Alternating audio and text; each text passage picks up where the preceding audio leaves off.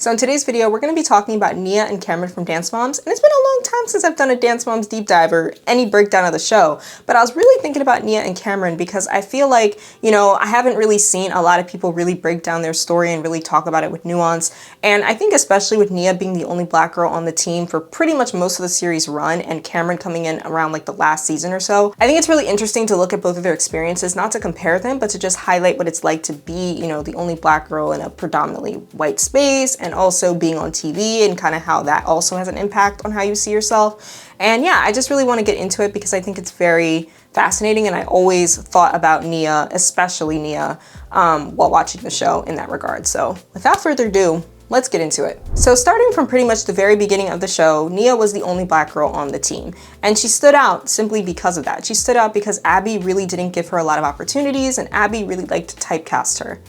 Abby liked to put Nia in very stereotypical roles, or putting her in only ethnic dances and not really giving her the same opportunities as the other white girls on the team. So we all know about the infamous Laquifa dance. We all realize how insanely ridiculous the Laquifa dance was, and how Holly had a huge issue with her daughter being put in an afro and having to dance to this type of song. It was really horrifying for her, and she even confronted Abby on everything. And Abby basically tried to insinuate that Holly was not affluent enough to afford her, and Holly's like, hey, I'd pay for private school for 3 of my children and you think I can't afford you? And I think the really fascinating thing with Abby is that she would always try to portray Holly as being like too uptight, too worried about it, and in fact that Nia needed to lean into her blackness. She needed to lean into it because she is the only black girl, so therefore she's the only one that can play these roles, and it actually plays to her advantages and her strengths. It doesn't come from my world. I am trying to give her daughter more opportunities. Nia could go in for any ethnic role and nail it. And then in this particular episode, Holly really likened Nia's role as like picking cotton, and like it was really crazy for the other moms to hear her say that, but she just spoke how she was truly feeling at the time. And I have opinions on Holly that I'm going to share. I've shared some opinions on Holly in the past, but I'm going to get more into Holly later in this video. But I think just from the very beginning, we saw from the very first season that Nia was going to be pigeonholed and put in this gimmick. We then get into the whole hair incident. So in season 2, Abby really called out Nia for her hair. Holly was actually having a conversation with Abby, or trying to defend, I think she was trying to defend somebody else on the team, and then as a result, Abby got butthurt and decided to go after Nia, and then told Holly to fix this hair because it's horrible. And Nia's hair was in braids, and it was in 2 like buns, at the side of her head.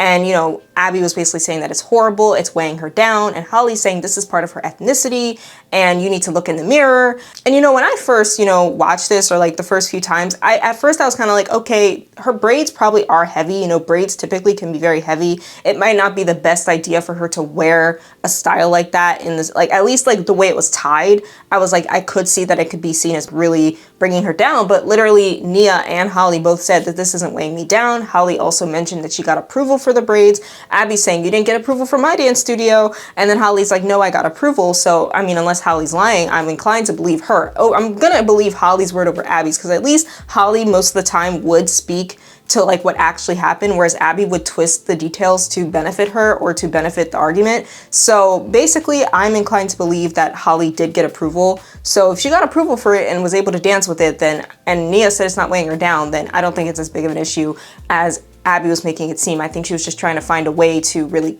get at Holly. And then apparently Nia later revealed that Abby actually likened her hair to worms. So that's just so disgusting. Can you imagine, being 10 years old, you're wearing braids because that's just what you do. That's just what black girls do, putting their hair in braids, twists, whatever the case, and you're basically being singled out for it. I remember when I was in elementary school, I remember when I would get my hair done, a lot of my, friends would be like, oh my gosh, you got your hair done, or oh my goodness, like you changed your hair again. Like they didn't understand that it wasn't my hair, right? And it was kind of fun because I'd be like, yeah, like I would feel a bit singled out, not necessarily in a bad way, but people would just really notice it. And I'll never forget when I had my hair, like the braids were red. They were like burgundy or red. And then I remember this boy was like, look at it, her hair, wow. And then like everyone, so like, I feel like honestly, at least for, some of my years, when I would do braids and do different styles, it was admired. And then I also had moments where it was kind of looked down upon as well, having that dual experience. But I think in general, like Abby saying something like that to Nia is absolutely terrible. And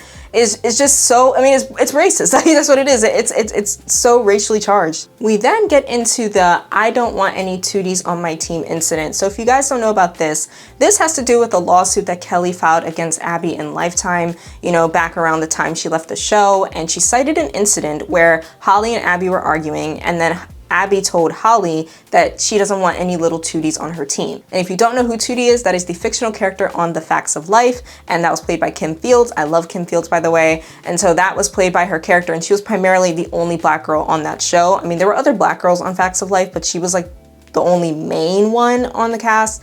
And so she's basically saying that, you know what, I don't want any black girls on my team. I don't want any tokens. I don't want any of this.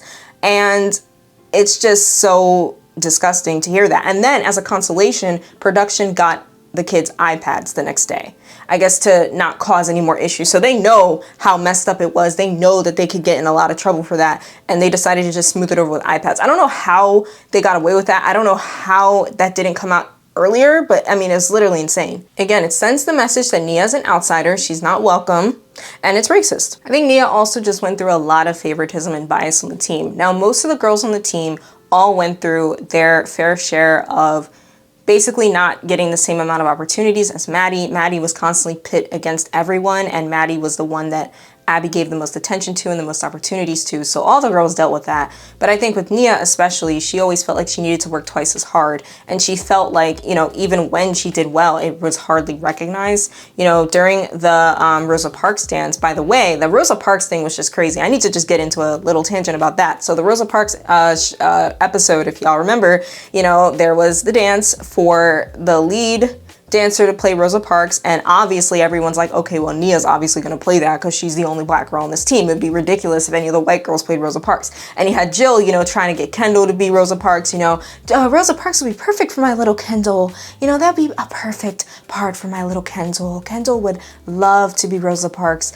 And she was trying to schmooze to Abby and to Holly. And it was so funny because even though Abby's just ridiculous and awful majority of the time, it was kind of funny seeing Holly and Abby's reactions, because they're kind of just like, are you insane? Like, you could tell it was just like a subtle, like, what is wrong? Like, are you good? Like, are you good thinking that, you know, your little white girl's gonna play Rosa Parks? Are you serious? I think what really irritated me about that episode is the fact that Abby tried to make it seem like Nia needed to earn the part. And I get that as a dancer, you need to work hard. You need to show that you deserve certain parts. You are, you know, worthy of certain parts. But I mean, it's Rosa Parks. Why does she need to even prove why does she need to do that? Why did she need to do that? Like, Rosa Parks. Like, obviously it's gonna go to me because I'm the only black girl on this team, unless you wanna catch a case, you wanna catch a problem, you know, by not putting me as Rosa Parks. Why does it have to be, I need to work for it? I don't know if that she was just doing that for the show, but I thought that was annoying because I'm like, I think it should have just been a giveaway, a dead giveaway. It shouldn't even have been an ambiguous thing. Again, maybe that was done to stir up drama for the show, but even in general, Abby's the type that she would stir up drama like that for her own benefit, not even for the show's benefit, but for her own. So that was crazy. Nia ended up getting first place for her role in that dance, but she didn't get spotlighted on the pyramid the following week. She was not put at the top, and it's kind of like, okay, I led the team to victory. I played this really important character. I did her justice, and you're still not going to give me the recognition I deserve. I then want to talk briefly about season 5 of Dance Moms. Season 5 was a very, very difficult time for Nia on the show. You know, this was during the time where Nia was starting to really branch out, really embrace her own style and embrace her own thing. And she ended up doing a music video, you know, for one of her songs. And at that time, Kendall was also doing a music video for one of her songs. And you could see, like, it was just, the competition literally bled through the entire season. A lot of the moms were very angry and bitter because Holly apparently went through production to get funding for Nia's video, whereas Jill did it the old-fashioned way, the tried and true way, and went through Abby to fund Kendall's video. And they were jealous because, I mean, I'm just gonna be honest, they were jealous because, you know, Nia's video was really professional. She was actually working with professionals, and she had more budget. And I mean, hey, they had the budget, you know, they had budget, right? So they had more of the budget for Nia's video, and that was something that all the moms found really contentious and frustrating. And I guess they thought that the way Holly did it was sneaky. Now, this wasn't said on the show, but if you, watch, I think Maxie Boss did a video on this, and I think if you just like do a little digging, you can find that that was kind of, I think, the source of the tension. But even still, I mean, Nia, you could tell Nia felt it. Holly talked about how Nia cried herself to sleep. She felt very left out. There was just a lot of stress. This was also at a time where Chloe had left the team, and, Brooke and Paige left like earlier in that season, and then Chloe left that season. So pretty much, Nia was the scapegoat on the team. Nia was the scapegoat. Nia was the one that Abby wanted to kind of highlight and spotlight and kind of like draw her ire to her. And also, at that time too, it's interesting with Kendall because I feel like Abby was awful to Kendall, but at least to me, it seems like Abby had a softer spot for Kendall. I mean, maybe I'm wrong, but at that time, Maddie was also getting more successful, so Maddie wasn't as available, so Abby was trying to pour her resources into Kendall, and as a result, icing Nia out. And it was just a really difficult season to watch. Holly didn't have any allies with her. No one was sticking up for her. She was on her own. And, again, I have my thoughts on Holly that I'm going to share a little later. I feel like that was a really hard watch. So, there's a lot more that we could say about Nia. There's a lot more that you could go into about Nia. But now I want to get into Camryn and just talk a little bit about her experience because I find Camryn's experience on the show really interesting as well. So Camryn joined the team at a very different time in the show. This was towards the end of the show's run. There wasn't that much time left on Dance Moms and the show was already well established. And Abby brought Camryn in specifically because she looked like a teen. Abby said a lot that Camryn danced maturely. She looked like a teenager and she fit the idea or the mold of the team that she wanted. So that was why Camryn was brought on. And honestly, I think the thing with Camryn is I don't feel like she faced as much overt like racism from Abby. I mean, she did, and I'll talk about that, but I think she faced just a lot of being ostracized by the other girls on the team. Like from the beginning, they basically made Camryn's attendance there seem as though she didn't want it or that she wasn't grateful for the opportunity, because Camryn expressed wanting to just go home with her friends, or she missed her friends, she missed her home, she missed like her normal life, and being on the show was a huge adjustment for her, and they basically made that a whole thing. So Camryn talked about this in her YouTube video that I think she pulled down. I think she took it down. I understand why she took it down, but in this video, she talked about how she just was genuinely missing home and she was missing her, time and everything like that. And so being on the show was just a hard adjustment for her, and they made that a big thing. I think in general, Camryn was just very underutilized. I think by that time, the show, had basically like hit its pinnacle or its peak of popularity. Abby already had her favorites. Abby already had her dancers that she loved. Abby was going through legal issues at the time as well. So Camryn didn't get as much attention as she normally would have. And, I think if Camryn had come earlier, I think it would have been a different story. But at least for the time that she was on, it was kind of like, okay, you're a good dancer, but we're just going to put you in the back. She was put in the back through a lot of the dances. And a lot of people remarked how Camryn was very, very strong as a dancer. And, now she's the only dancer really working professionally on the main cast of Dance Moms. And so she was very underutilized and very underappreciated during her time there. All right, I don't know what's going on in my room, but I feel like my eyes are really sensitive right now and like they're kind of irritated. So if you see me blinking a lot or kind of like going like this, that's why. So Camille actually came out about 5 years ago and really talked about how Abby really was very racist towards Camryn. Abby tried to paint Camryn as the poor kid. She basically said that Abby tried to paint her as the poor kid and that she was only there on scholarship, and Camille had to shut that down right away. And she also talked about how Abby didn't really appreciate the Black choreographers. She didn't really give them their credit, and that Abby liked to appropriate Black culture instead of appreciate it. So Camille really spoke out about that back when Abby was coming under fire for all the racial attacks. There's also, again, other dancers that I haven't mentioned in this video. There's also like Cameron, I think Smith, who was on season 8. There was also Nikaya and Kaya. That's a whole rabbit hole in and of itself. I'm going to get into that a little bit when I talk about Holly, but yeah, basically there was a lot of Black dancers that really felt just treated terribly on the show by Abby and by the producers. Again, I think that's just insane that she tried to spin that narrative that, obviously she must be happy to be here because she's not able to afford it. Her family can't afford it, when at least from what I could tell before Camryn really like hit it big for herself, her family seemed very well off. Like I used to watch her videos and watch some of her vlogs, and like she seemed like a very well off upper middle class Black girl. So it's like kind of wild to me how Abby tried to spin that. Really wild to me. And then dance in general, I think, is a pretty expensive hobby or a pretty expensive thing to do, especially if you're trying to do it professionally as a kid. Like that's expensive. That's a lot of time. So like, honestly, I don't think anyone doing dance like in that kind of fashion that the girls were doing, I don't think you're really poor. You know what I'm saying? Like, I know Kalani, when she was young, had to clean the dance studio with her mom in order to pay for classes, but I feel like that was before she got to where she got to. So I just think the whole like money thing that Abby brought up with Holly and then Camille is crazy. Then how can we forget the comments that Abby made about Camryn's feet? So in her video talking about her experience with Dance Moms, Camryn talked about how she was dancing and Abby called out her feet, saying they looked weird on the Marley because the tops of her feet were dark and the bottoms were light, which is literally how all black people's feet look. Like, that's literally how all black people's feet look. And she was like, I'm sorry, I'm black. Like, I'm sorry, I'm black. Like, what are you trying to say? Like, that's such a weird comment. How am I supposed to respond to that? And we also got to talk about Kira. So Camryn revealed that Kira gave her the hardest time on the show. Kira picked on her all the time. It's very obvious that Kira probably was picking on Camryn because Camryn was very talented, and she probably felt threatened because Kalani was also very talented, but Camryn seemed to be like the one biting at her heels, if you know what I mean. And so I think that's why she said it, because why else would she attack Camryn for no reason? Camryn ended up saying that she went off on her one day and then Kira never bothered her again. And it's crazy because Kira literally said that Camryn would not be anything after the show. She wouldn't be anything after Dance Moms. Asking a question. You do this all the time.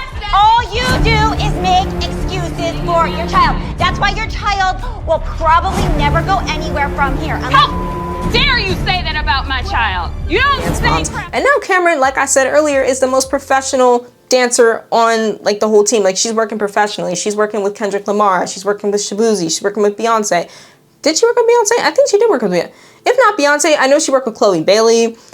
She's working with all kinds of people. She's touring, you know, doing like real dances, doing really, really huge events, which is what Dance Moms literally train these girls for. Like, Abby was trying to train these girls to be successful professional dancers, and none of them really ended up going that route except Camryn. That's why your child will probably never go anywhere from here. Don't tell my child that she's not. She's not.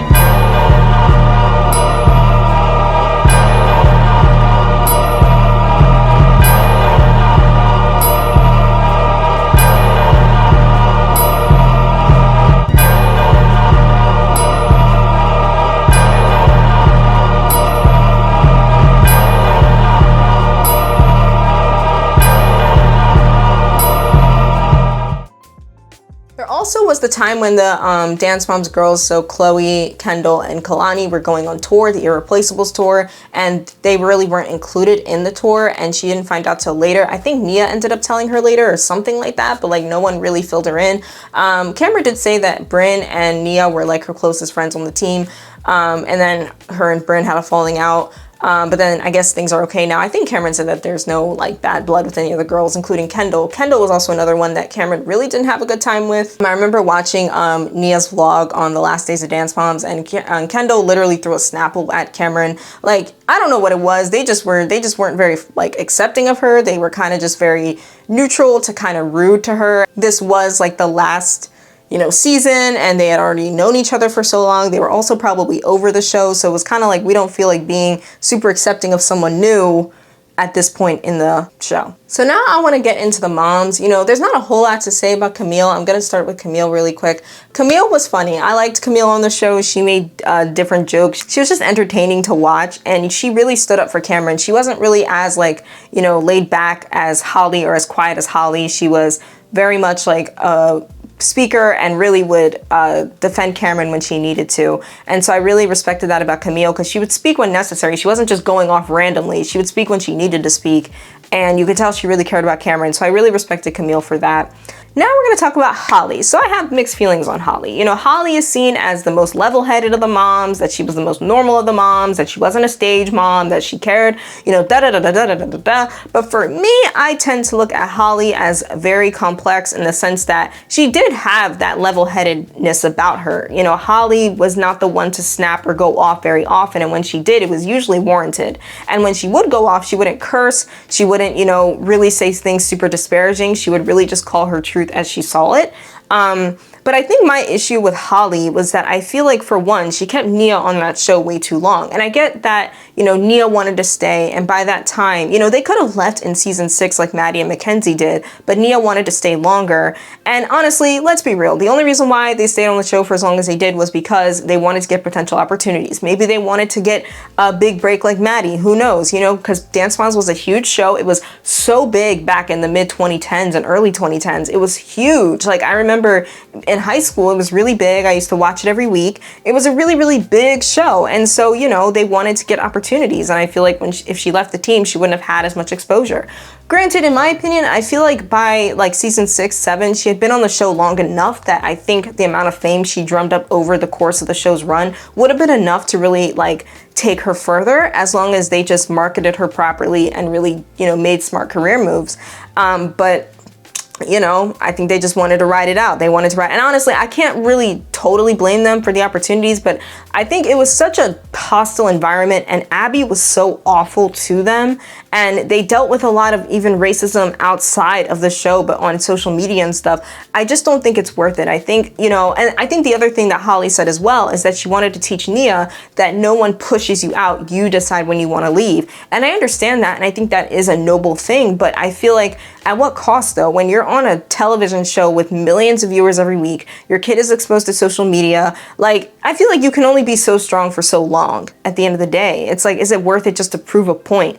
You know what I mean? I think your sanity matters more than what some woman who really doesn't have that much relevance to you is going to think. I do think, again, Holly dealt with a lot of loneliness, especially in season 5, and you could tell that by the end of the show that she was over it, just like everyone else was. You know, a lot of people criticize Holly for feeling like she wasn't really there for other Black women on the show, particularly Kaya. You know, Kaya even said, you know, as a sister, I thought you were gonna defend me or support me, and then Holly's saying, don't use my race to kind of, you know, have to defend you all the time. And I agree. I don't think you need to defend people just because they're Black. Like, I don't agree with that. You know, obviously, like, use discernment for what people are doing and support what you want to support. Don't just blindly support someone, even if they're doing something wrong just because they're the same race as you. I think that's crazy. I just think it's nuts. I think there were moments, like it was said that Christy said some, you know, racist comments to Kaya, and you would think that Holly would stick up in those moments. Again, Kaya was definitely a very troublesome character on the show, you know, even though she did deal with a lot of, you know, racism and stuff like that, and I empathize a lot with her on that. She also started a lot of mess too, and maybe that was so that way she could stay on the show. Maybe she did it just so she could have more fame, who knows. But she started a lot of mess, right? Kaya started a lot of mess, but I do kind of see where, like, in the instances where she was really being disadvantaged by the rest of the women, I think Holly should have stood up and done something. I think Holly should have at least supported her, even if not, like, to the cameras, maybe behind the scenes, you know what I'm saying? Some people say that Holly even has a bit of an elitist attitude, that she seems a bit elitist. You know, I wouldn't be surprised, especially considering the environment she was in. Because when you think about it, Holly had to think about the fact that she couldn't lash out the way the other women could because it would get spun a different way. You know, if she lashes out as a Black woman, it's seen as like, oh, she can't control her emotions. Oh, she's angry. Oh, she's this. So I think that's why Holly made sure to be very measured in her reactions, even when she really wanted to go off. I still remember in season 5, I remember when it was airing, people were constantly going after Holly. And I remember thinking it was crazy. I would read it on Facebook and people would just be coming for Holly. And I never understood it because I was like, what is she really doing wrong? She's just trying to do for her child what Melissa's been doing for ages, for seasons, and she wasn't stepping on other kids to do it. You know what I'm saying? But they're going after her anyway. And I remember just being like, wow, you know what I'm saying? Like, she really has to act a certain way in order to not get the negative opinions. People wanted Holly to stay quiet, and it's almost like she couldn't express herself. The moment she did, she was seen as too much, too crazy, too this, too that. So I think she was holding a lot on her shoulders in that regard. But yeah, it's a layered conversation. It's a layered conversation with that one. I think there's a lot of things that can be said about, you know, Nia and Camryn's experience on Dance Moms, and also kind of like the broader themes. You know, I think about even with Camryn, the fact that she was such a good dancer, but she was basically, you know, put to the back. It kind of just goes to show that, like, you know, even when you are like really talented, you're still sidelined, you know. And you know, you can make the argument that, oh, it was just the time she came on the show and it was the fact that da-da-da-da-da-da-da-da, but it's like, Abby always went crazy over the really talented dancers, but it felt like with Camryn, she got no attention. So it's really sad. That, and then also tokenism, you know, microaggressions, all those things, and having to navigate that as a young person. You know, I know Nia's going to come out with her memoir later this year called Bottom of the Pyramid, which I thought was a very fitting title. And she's going to come out really talking about her experience on Dance Moms. And I'm really curious to hear from like an emotional and mental standpoint what it was like being on the show and what it was like basically being in that position and how she processed that as a young kid, you know, because she dealt with this exposure and being tokenized, being singled out from like age 9 to 10 years old. So having to be that aware of your race that young has to be pretty, you know, it sucks. I mean, granted, you know, even for me, like when I was young and in school, I became really aware of the fact that I was a Black girl, and like my school was more diverse. I'm very grateful to have grown up in a very diverse area, but even then, even in my diverse area, it was still more white than it was any other race. And I became aware of that at around like 6, 7, 8 years old. So it's definitely not a easy experience. And then adding on top, at least for me, I was also Ghanaian, so I was kind of dealing with two cultural identities, you know, having a very Ghanaian household, which, you know, I love the fact that I grew up having that strong Ghanaian influence because my parents are first generation. So having that influence, I grew up with that, but also having to reconcile that with an American identity it wasn't easy. It wasn't easy as a kid. It really wasn't easy at all because there weren't a lot of Ghanaians in my area. It wasn't until, I mean, I only went to Ghanaian churches growing up, like going to church, they were Ghanaian, but like not really in my school area or anything like that. So it's tough. It's definitely tough. But yeah, I'm really curious to hear how Nia reconciled that. I'm really curious to hear her story on that. But yeah, anywho, I hope you guys like this video. I hope you guys like this deep dive on Nia and Camryn's experience and kind of the themes that I pulled from it. There's still probably way more that I could say. There's probably things I missed, but that's exactly why y'all will comment with your thoughts and what you think. You know, please let me know in the comments below what you think about this topic, what you think about their experience. Thank you guys for watching, and I'll see y'all in the next one.